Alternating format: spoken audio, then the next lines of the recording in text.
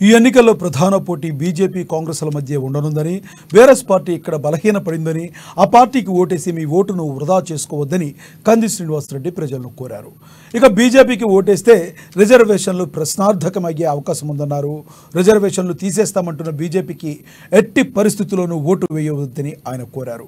కాంగ్రెస్ పార్టీతోనే అభివృద్ధి సాధ్యమని, గతంలో అధికారంలో ఉన్నప్పుడు భూములు ఇచ్చిందని, ఇంటి జాగాలు ఇచ్చిందని, ఇండ్లు కూడా ఇచ్చిందని గుర్తు చేశారు. ప్రజలను కడుపులో పెట్టుకుని పరిపాలించిందన్నారు. ప్రస్తుతం ప్రజల విశ్వాసాన్ని పొందిన కాంగ్రెస్ పార్టీ రాష్ట్రంలో అధికారంలో ఉందని, దేశమంతా కాంగ్రెస్ను ఆదరించి కేంద్రంలో కూడా ఇండియా కూటమి ప్రభుత్వాన్ని ఏర్పాటు చేసేలా ప్రజలు ఓట్లేసి గెలిపించాలని పిలుపునిచ్చారు కంది శ్రీనివాసరెడ్డి. జైనద్ మండలంలోని రాంపూర్, గిమ్మ, కొరాట, పూసాయి గ్రామాల్లో విస్తృతంగా ప్రచారం చేపట్టారు. పార్టీ శ్రేణులు, ప్రజలు ఆయనకు అడుగడుగునా అపూర్వ స్వాగతం పలికారు. మంగళ హారతులు పట్టగా డప్పు చప్పుళ్ల మధ్య ఆయన ఊర్లో తిరిగారు.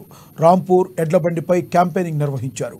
ఆదిలాబాద్ పార్టీ ఎంపీ అభ్యర్థి ఆత్రం సుగుణ ఒక పేదింటి ఆడబిడ్డ అని, మంచిగా చదువుకుని ప్రజాసేవ చేసేందుకు తన ఉపాధ్యాయ వృత్తికి రాజీనామా చేసి వచ్చిందన్నారు.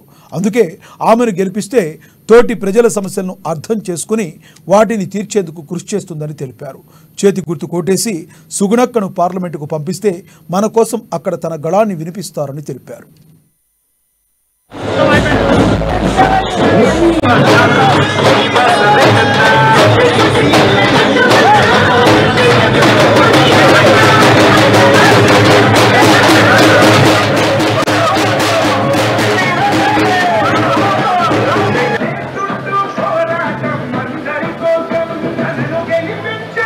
లోక్సభ ఎలక్షన్ ప్రచారంలో భాగంగా కాంగ్రెస్ పార్టీ తరఫున ప్రచార కార్యక్రమం నిర్వహించడానికి వచ్చినాం. ఇంకా 5 రోజుల 6 రోజుల ఎలక్షన్లు ఉన్నాయి.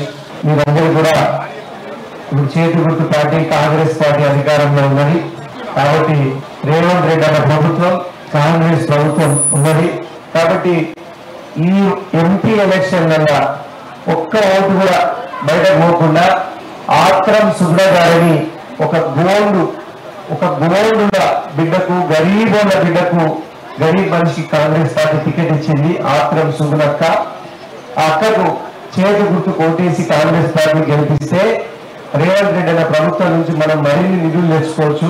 పూసాయిలో మంచి మెజారిటీ, మంచి ఓట్లు సాధిస్తే మనం మరిన్ని అభివృద్ధి నిధులు తెచ్చుకోవచ్చు, ఈ గ్రామాన్ని అభివృద్ధి చేసుకోవచ్చు అని పూసాయి గ్రామస్తులందరికీ తెలియజేస్తున్నా. ఒక్క ఓటు కూడా వేరే పార్టీకి ఇచ్చినా కూడా వేస్ట్ అవుతుంది, వృధా అవుతుంది. కాబట్టి మీరు ఆలోచన చేయండి. ఎన్ఆర్ఈజీఎస్ అంటే ఉపాధి హామీ పథకం కూడా 400 రూపాయలు వేస్తున్నారు. ఇప్పుడు కాంగ్రెస్ వస్తే కేంద్రంలో ఉపాధి హామీ రోజుకు 400 వేస్తున్నాం. ఇది ఆలోచించండి.